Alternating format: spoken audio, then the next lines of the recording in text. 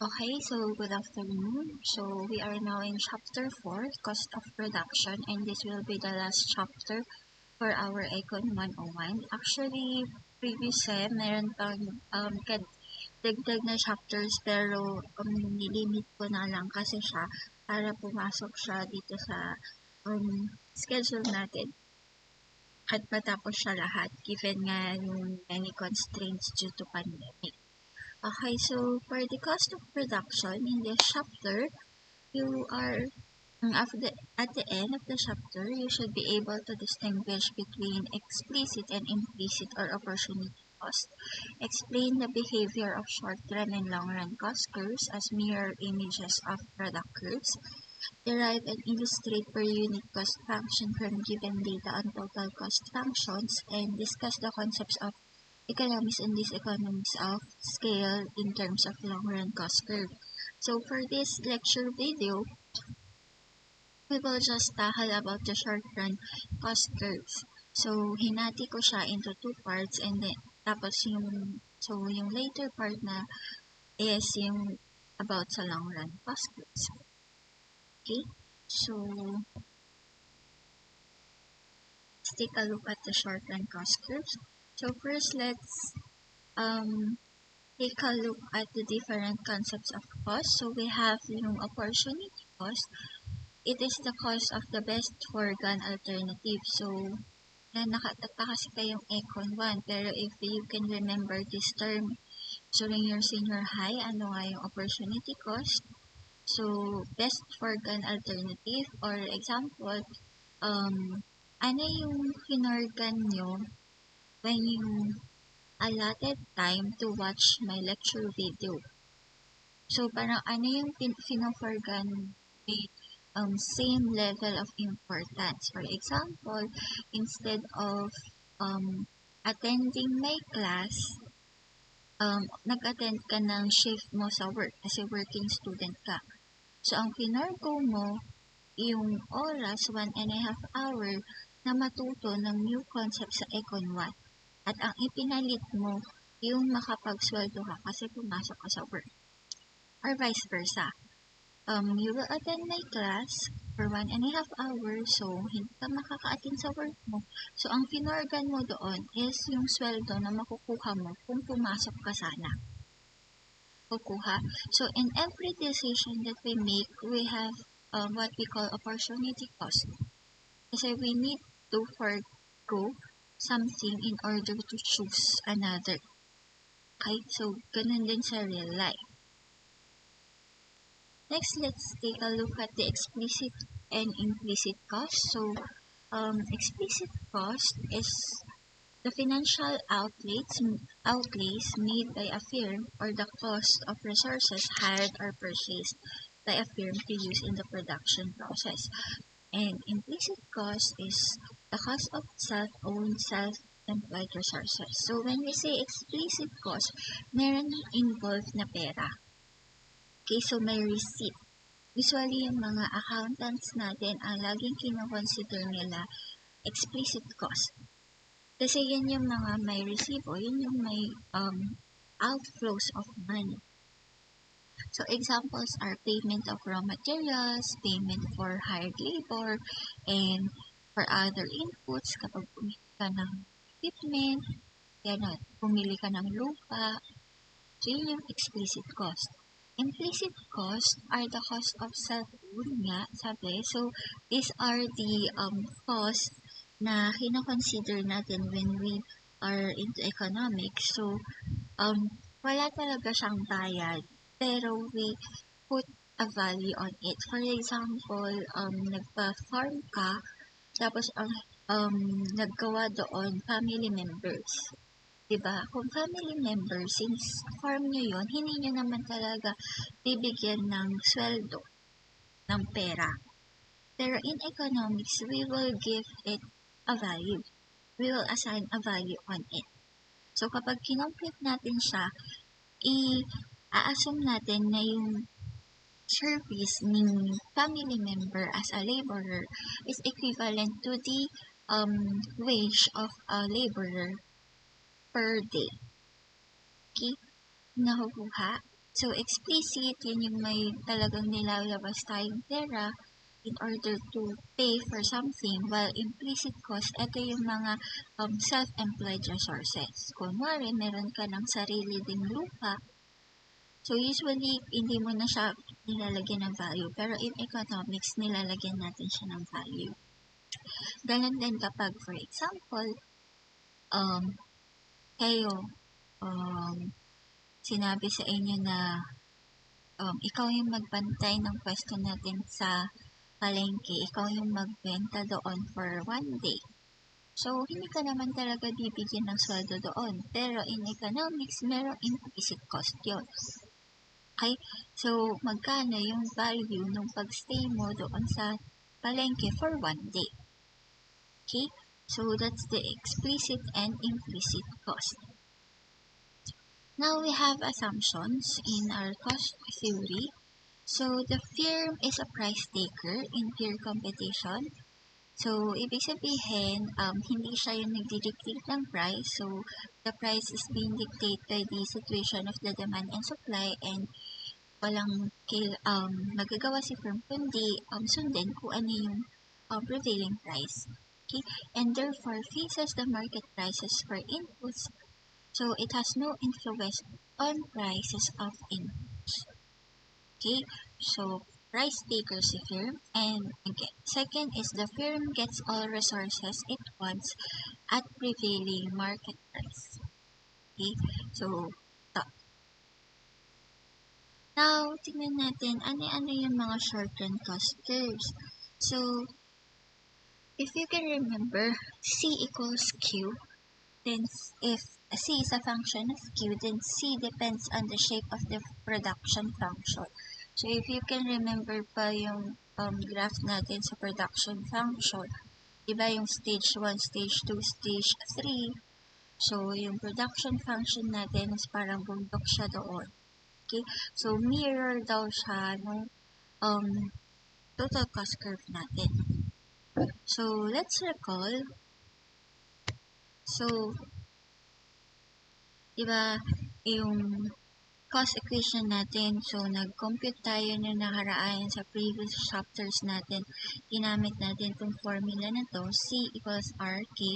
So, yung R natin was rent, K is the capital, plus WL, W yung wage natin, and L is the labor. Okay?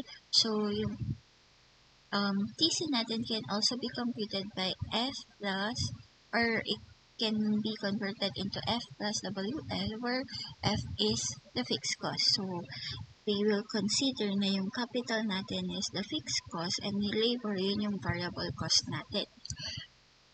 So, we can rewrite it as this. So, TC or total cost is equal to TVC, total variable cost, plus TFC, total fixed cost. So, variable cost, it depends on Q. Ito yung cost natin, di ba? Na-differentiate na natin yung fixed and variable input. When we say fixed, so constant siya all throughout the production process, whether you increase or decrease your production, and our examples are land and equipment. Pero take note na sinabi natin na in the short run lang.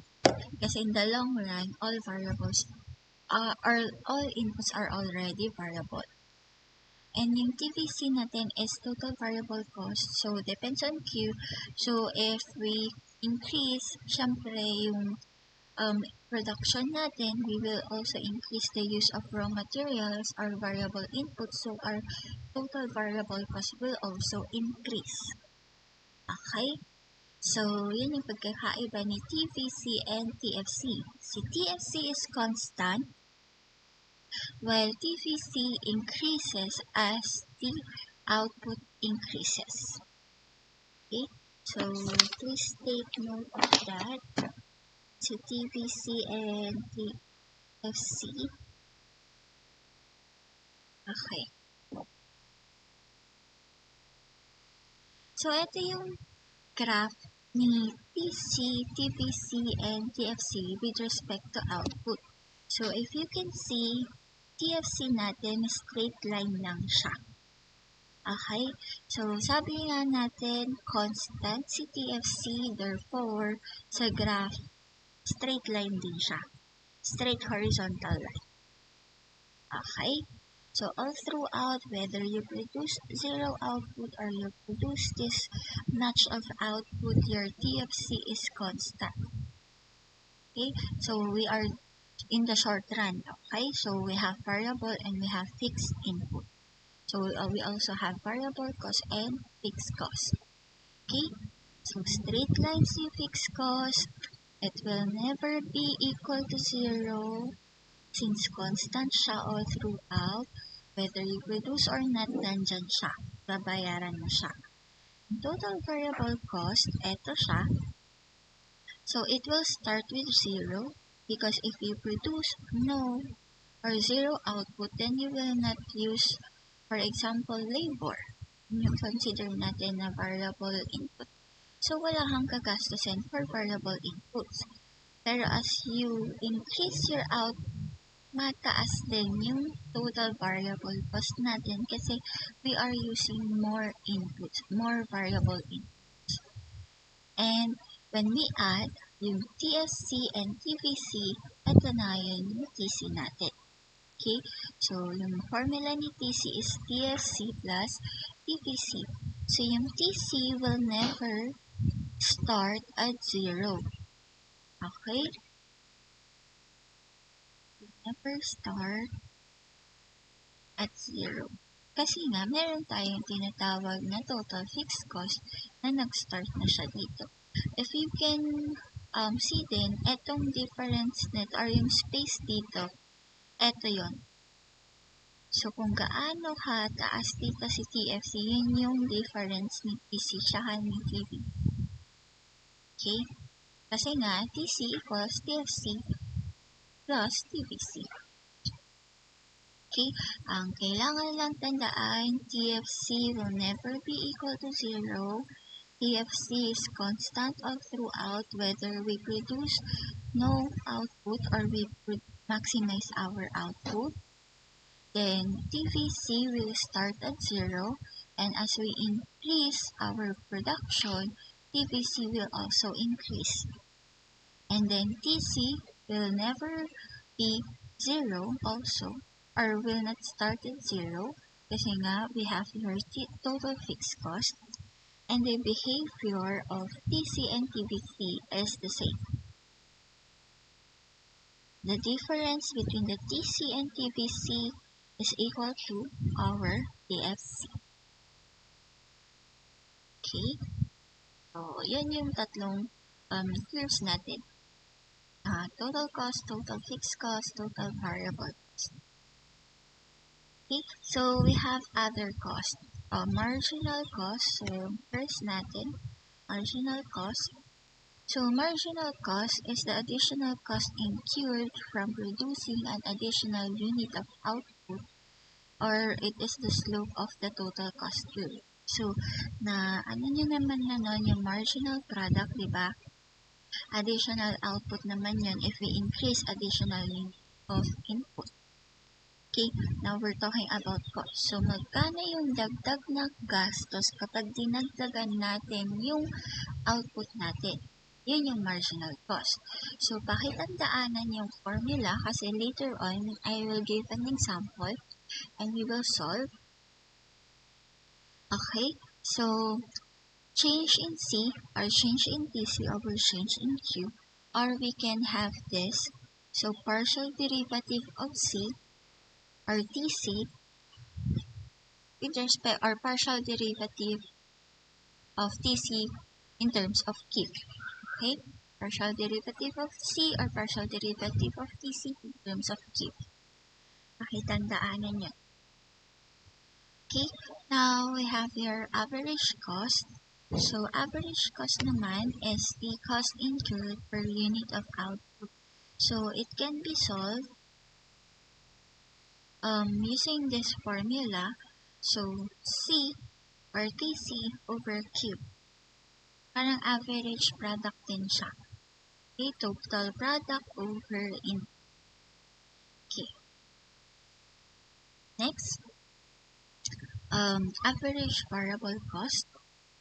So it is the variable cost incurred per unit of the output produced. So it can be computed by dividing our TVC by our Q. Okay? And then the average fixed cost, it is the fixed cost incurred per unit of output. So we can compute it by dividing the TFC or our total fixed cost by our Q. Okay, natandaan na yung formulas. So again, marginal cost is equal to change of C over change in Q or partial derivative of C in terms of Q. Average cost is equal to TC over Q. Average variable cost is equal to TVC over Q. And average fixed cost is equal to TFC over Q. Now we will have our numerical example. Okay? So, natin yung example natin. Okay, so, wait lang. So, pakisulat na if you have paper kasi parang ma-cover siya ng page natin. So, TFC is equal to 10, TVC is equal to 0.75 QQ minus 0.5 Q square plus 2Q. And we need to compute for the following: PC, AC, AVC, MC, and AFC. So, previous slides na bigay ko na yung formulas. Now, we will apply it with this numerical example. Okay? So, okay. So, first, syempre, sulat natin. Pa rin. So, given is EC equals 10, and then TVC equals 0.75 Q cube minus 0.5 Q square plus 2Q. Okay, so first let's solve for TC. Okay, so sabi natin kanina dun sa previous slides, TC equals TVC plus TFC. Or we can also put para mas natin, TFC para mauna yung total fixed cost plus TVC. Same lang naman. So we are given with TFC para to. TFC equals 10 plus TVC 0.75 Q cube minus 0.5 Q square plus 2Q. So all we need to do is to add or combine yung TFC natin and TVC. So we will come up with 10, eto siya, yung given, plus 0.75 Q cube minus 0.5 Q square plus 2Q. Okay? So, ito ngayon yung TC natin. Nakuha. So, we will just, yung formula natin ng TC is TFC plus TVC. So, we will just combine our given, which is 10, and yung equation natin ng TVC. Okay? Now, let's compute for AC muna.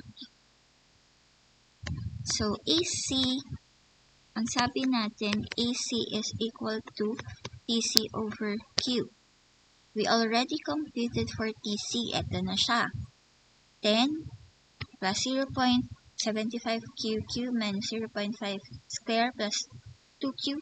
So, we only need to divide that in TC natin. So, 10 plus 0.75 QQ minus 0.5 Q square plus 2Q all over Q. Okay, which will give us, pagkasain ko na dito, 10 over Q plus 0.75 q square minus 0.5 q plus 2. Okay? So, go back to your basic algebra. Paano yung pag-divide kapag variable? Okay? So, we simply divide our TC, which was computed in number 1, by Q. So, nagkaroon tayo ng 10 plus 0.75 q cube minus 0.5 q square plus 2q over q. And we came up with 10 over q kasi i-divide natin siya lahat sa q plus 0.75 q square minus 0.5 q plus 2. Okay? Basic algebra yan, guys. Okay? Now, let's solve for AVC. Okay? So, hopefully na nyo siya, nasulat nyo na siya. I will erase it.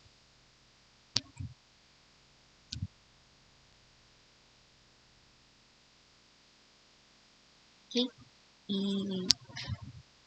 Purahin ko na muna. Pero I will maintain the given. Okay, make sure na nasulat nyo siya. Yes.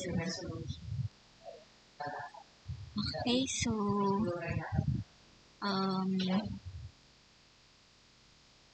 so I will delete this. Ang hirap magpura. Okay.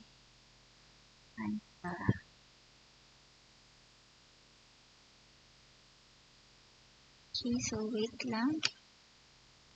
Ako pa siya. Okay, so if while waiting, try nyo i-solve yung AVC. Ano nga ulit yung formula ni AVC? We just simply divide our TVC by Q. Okay? So, given na yung TVC natin, and then we just divide it by Q. Okay? Okay. Okay, so, ayan na siya.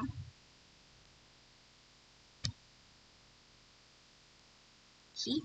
So, AVC. So, AVC is TVC over Q, di ba? And we have in our given yung 0.75 q cube minus 0.5 q square plus 2q. We only need to divide this equation by q. Okay, which will give us 0.75 q square minus 0.5 q plus 2. So, eto ngayon yung AVC natin. Okay, so we simply divide yung given natin na TVC by Q. So, eto siya, nagkaroon tayo ng 0.75 Q square minus 0.5 Q plus 2. Okay, next we will solve for AFC. So, yung AFC natin, madali lang din siya because TFC over Q lang siya. So, our TFC is given by this, TFC equals 10. So, we just substitute 10 over Q. So, eto na siya. Okay? Yan na yung AFC natin. 10 over Q. Question, hindi pala kayo pwede mag-questions. If you have questions, then chat na lang kayo doon sa GC natin to clarify. You have some clarifications. Next, we will solve for our MC. Okay, so yung MC natin is, sabi natin, pwede siyang partial derivative of TC over or partial derivative of TC in terms of Q. And yung TC na na-compute natin, di ba, is 10 plus 0.75 Q squared. So, tandaan nyo pa naman siguro yung derivative. Dapat. Okay? The Q. Hindi. Cube pala to. I will just erase it para hindi malito. Okay. Purahin ko na to. So, we will just compute for the MC and then i-show ko na yung graph and then okay na tayo doon. Okay. So, wait lang. Ibuburahin ko lang siya. So, be ready for a quiz on Monday about this topic. And hopefully I can upload again on Wednesday. And after that, you can now have your exam. Okay. Okay. So, MC. MC is partial derivative of PC in terms of Q. Partial derivative yan guys ha, hindi 2. Okay, so if we can remember, our TC is, ito yung number 1 natin kanina, output sa number 1, 10 plus 0.75 Q cube minus 0.5 Q squared plus 2Q. Okay, so we will just get the partial derivative in terms of Q. Okay, so constant to, so 0, 0.75 Q cubed, so we will just multiply 3 by 0.75, so 2.25 Q square na siya. Baba. Okay, minus, so partial derivative, so 2 times 0.5, magiging Q na lang siya, plus 2. So, eto na ngayon yung MC natin.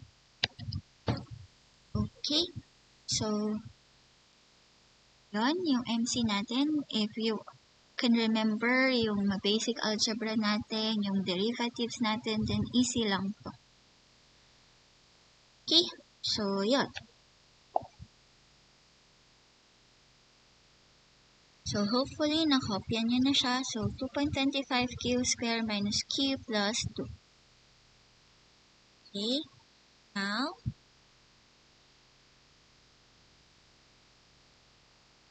tingnan natin yung graph nila. Okay. So, last slide na to. So, this is the graph for the short-run cost curve. So, we have here AFC. We have MC, ATC or yung average cost natin, and ATC. So, tingnan lang natin yung behavior. So, we can see that AFC, bumababa siya. Bakit? Kasi nga, ang formula ni AFC is TFC over Q. Okay? So, TFC over Q, and we have constant. Sabi natin kanina, constant yung TFC natin. So, if we increase our Q, yung AFC natin, bumababa siya, pero it will never be equal to 0. Kasi sabi natin yung previous slide, so TFC will never be equal to 0. Kasi whether we produce an output or not, we will incur the total fixed cost. Okay? So, yun yung tatandaan sa AFC. Decreasing siya, pero it will never be equal to 0. Okay? Yung MC naman, ang tingnan natin, siya ka-average cost. Yun yung i-compare natin. Okay? So, yung MC natin, so, bababa siya muna and then pataas. Ganun din yung AC natin and ABC. So, mirror image siya nung mga product curves natin kasi yung product curves natin pataas muna bago bababa. Okay? So, let's see yung relationship ni MC tsaka ni AC. So, if you can see na kapag bumababa si MC, diba? Ito siya si MC. Bababa din si AC. Pero MC is less than AC. Okay? And MC is less than AC, then AC and MC are decreasing. When MC starts to increase, then AC also starts to increase. Okay? Pero yung MC na natin becomes higher or greater than yung AC natin. Parang ano lang din yan, sa average. Okay? Kasi we are talking about average here, yung AC natin, and yung MC, yun yung additional, di ba? Yun yung dagdag. So, for example, ito yung AC mo. Ang average grade mo is, for example, 1.5. And then, yung nadagdag na grade mo from the other subject, ito yung MC, is 3. What will happen to your average? Diba? Bababa siya. So, ganun yung concept. Kapag mababa yung dinagdag mo na additional cost, ibig sabihin, bababa yung average cost mo. Ganun sa grade. Kapag yung grade mo, dinagdagan mo na mas mababang grade, bababa yung average mo. Pero when your average or yung average mo nag-start to increase, ibig sabihin yung MC mo na is increasing. So, yung 1.5 na grade mo, for example, dinagdagan mo ng 1, anong mangyayari sa average mo? Tataas siya. Okay? So, when the MC is already higher than the AC, then increasing na sila parehas. Okay? So, yun yung tatandaanan dito. So, AC is decreasing but will never be equal to 0 because it depends on the TFC, which is a constant all throughout the production process, whether you produce an output or not. And then yung MC and AC, yung relationship, when MC is less than AC, then AC is decreasing. But when MC is greater than AC, AC is already increasing. Okay? Na kinompare natin sa grades na kapag yung additional grades mo mas mataas, ibig sabihin, tumataas yung average, pero kapag mas mababa yung additional grade mo, mababa yung average. So, you can see also here, kung saan nag-intersect si MC and AC, minimum si AC. Okay? So, eto ngayon yung short run cost curves natin. Kanina we discussed about TC, TVC, and TFC. Now, here, na-represent natin si MC, AC, AVC, at AFC. And yung relationship nila. Okay, so that ends the first part of chapter 4. So, please review and be ready for a quiz. So, namang ang coverage niya, itong graph, saka yung sa computation. Okay, so if you have questions or clarifications, just raise it in our GC so that I can address it. Okay, so thank you for listening.